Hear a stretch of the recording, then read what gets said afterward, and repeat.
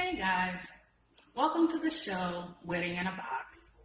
And today I want to talk to wedding professionals and not wedding customers. So this is going to be a little bit different post than you're used to. Before we start, this is your girl Shaw, aka the Wedding Prophet, here to lead you and guide you through all the foolery and fuckery known as the wedding industry. So I know I've been out for a little while. There have been a lot of things that have changed, and I'll talk about that in a little while. But I wanted to really come on here and talk about the Kate Spade incident, or the Kate Spade news that's going around, which is that, excuse me, rest in peace to Kate Spade. She, unfortunately, it looks like she committed suicide today.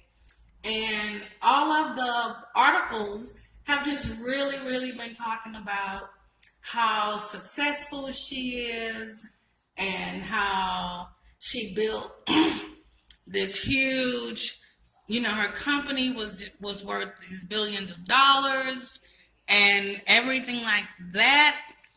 And today the title of my commentary is called Kate Spade, The Price of Selling Out. Now personally, I'm going to just say this. It may be a little controversial, but we just have to be honest and we have to be truthful. I do not consider Kate Spade necessarily successful. And I say that not because she did not have $1 billion brand, not because she did not build this brand, but honestly, if you look at it and if we really get down and look at everything leading up to this, we will really have to go ahead and start to question, was Kate Spade really as successful and as how the media is trying to make her out to be? Now, I've been following this story, and I do remember last year when it came out that Kate Spade had been acquired. It had been sold to an investment group or something like that. And it had been sold for $2.4 billion. And I remember plainly reading the article. And in reading the article, I realized that Kate Spade had not made $1 off of that $2.4 billion sale. And not only that, for the past 10 years, her nor her husband had even really been a part of the company. They had left the company. And when they actually contacted her, this was a year ago, during that time when I read the article, when they contacted her, they did not talk about, they asked her, did she want to respond to this big, huge $2.4 billion sale, and she chose not to respond. When she chose not to respond, I knew right then it wasn't good. She did not want to respond to it. So I knew that it wasn't a positive thing for her to see her company worth, being sold for $2 billion. And then when I went and looked and did some research, I realized that she had sold the company years earlier for much less money. And at the time, she had 3 partners. So they had to split the money 3 ways. So basically, the timeline goes from 1993. She acquired the company. Well, she started the company, her and her husband. We all know the story. She started in her apartment like a lot of us as entrepreneurs and as people that are starting businesses and have visions for, big businesses. That's where you start, in your garage or in your apartment. Most people don't have money to go out and buy a building and stuff like that. So you start in your house.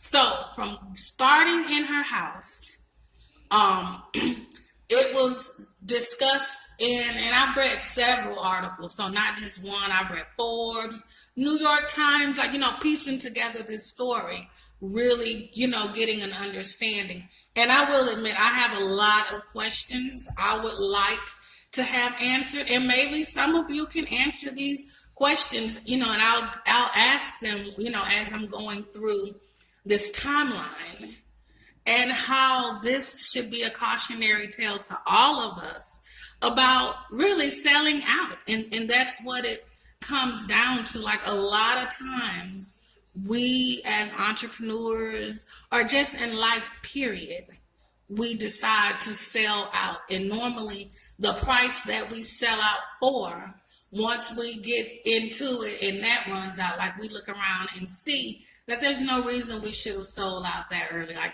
it was just no reason. So let's get started and get into just kind of get into what I saw and what I think. So the first thing is, she started the business in 1993.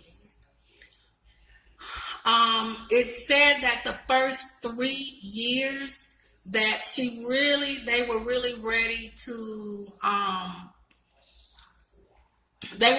give up on the business, because even though they were making the money, not making the money, but they had like these huge accounts, they had this fabulous brand and everything like this with these handbags, they were not making any money. And so after about the third year in, I believe, something like that, they wanted to sell. But luckily, they pushed ahead. And how does this coincide with a lot of you? Well, since we are wedding professionals, this is a lot of what you see in the industry. Like, you see these people, you see these wedding professionals, these planners and photographers and whoever, and you see them with these huge, fancy, wedding businesses. Oh, they're making, they have these, clients that are, rich and famous, and, you're watching all of this, and you just never know behind the scenes. Like, they could barely be paying their bills. Like, they could barely be making a living. So don't get caught up on the hype of what you see on Instagram and Facebook. Those are carefully curated lives, and so to look at that and compare it and look at that and automatically contribute it to success would be wrong, because you don't know, you don't know at that time whether it's successful or not. So anyway, they truck on through, and right about 1999. So about 6 years in, Neiman Marcus bought a majority stake of the company. And from what I understand, they had invested a lot of their own money in. So I can imagine being an entrepreneur, you have your wedding businesses or whatever, their business it is you have, and that you are like just putting every dime in, like you're just, you can barely make ends meet. The bills are due. You may haven't taken out any type of not profit, but you're not taking a paycheck. Like, you're just giving everything into this business. And then in 1999, here comes Neiman Marcus.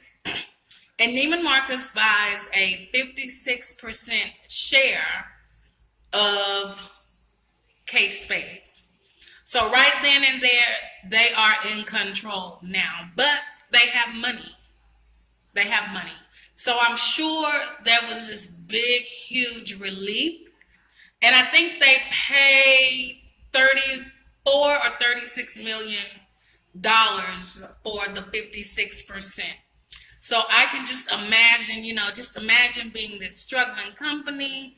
You've struggled, you've hustled, you've given your all, you've thought about giving up, and finally you get this lifeline, excuse me, and you can then like sell, I don't want to use the word sell out, but you can finally move forward. Oh my God, this is it. Like, this is what we've been working for. And so that's what they did. And then from that point, they were able to take that money and start to focus on the other lifestyle brand to Kate Spade. So the decor, all the other stuff that Kate Spade started to be known for. And so they truck along. And then this is where it gets a little shady to me. And this is where the questions really, really, really begin. So in 2006, they sold the remaining share to Neiman Marcus for, I want to say, let me see.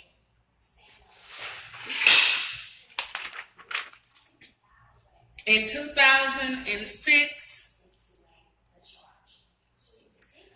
they sold the remaining 44% stake for $59 million.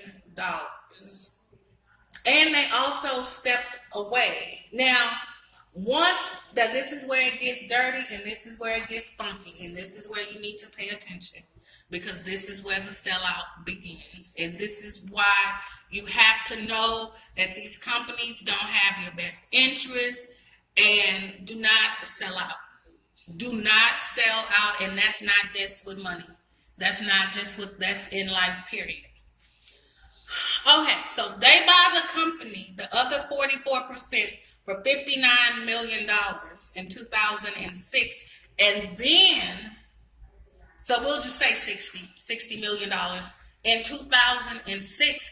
And then they turn around in the same year and sell the company for $124 million. So they just doubled their investment. They just doubled it off the backs of these people, like in their face with them still at the company. That had to be damaging right there. And that's my first question. How did she feel? How did her husband feel when they turned around and sold out their company? And then they turned around and sold it double the price. Like Jay-Z did that with Damon Dash too. But years later, once he told the story, you were really able to see what happened, and it really wasn't good on the part of Rockaware. It wasn't as good a deal as the media made it out to be, which why the media keeps trying to make this woman out to be so successful and so wealthy and stuff, when we see right here that she sold her company out. And not only that, when they sold it out for the $59 million, there were 3 partners. So they did not just get $59 million. They did not just get that. Like that was split between 3 people and before taxes. So that was a lot. So how did they feel? Like, that's the number one question I want to know. How did they feel when they sold the company? Because 1 year later, both of them stepped away from the company. Because if they were just going to turn around and sell it to another company, they could have bypassed Neiman's and just sold the damn company. But I bet they had no idea. And I know from that moment forward, that woman felt used and abused and just violated. I know she did. And any of us would. Okay, so then in 2017, so you have 60 million. So basically you have about $100 million that you made off of your company, that before taxes and before you split it with your other partners. So not a lot of money. I mean, for everyday people, for us that are still really trying to get businesses started. Well, of course, that sounds like a lot, but you're going to see right here that it was nothing. It was pennies on the dollar. So in 2017, the company Marcus turned around and sold the company, and the company was then bought by Coach for $2.4 billion. A company that Kate Spade and her husband started in their front room, in the one-bedroom apartment, while they're new and in love.